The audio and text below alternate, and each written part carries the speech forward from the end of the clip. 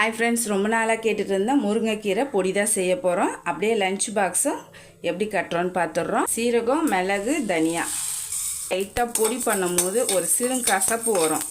அதனால தான் நான் வெந்தயம் உங்களுக்கு நான் சேர்க்காமல் செய்கிறேன். இது அப்படியே இப்போ வறுத்ததெல்லாம் மிக்ஸி ஜாரில் சேர்த்துக்கலாம்.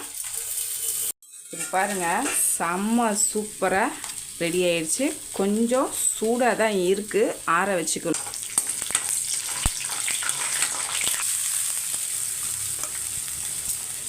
அந்த சாதத்துக்கு தேவையான எவ்வளோ பொடி வேணுமோ சேர்த்துக்கோங்க. சூப்பரான முருங்கைக்கீரை பொடி ரெடி பண்ணி நம்ம லஞ்ச் பாக்ஸ் ரெடி பண்ணுற மாரி சாப்பாடு ரெடி பண்ணியிருக்கேன்.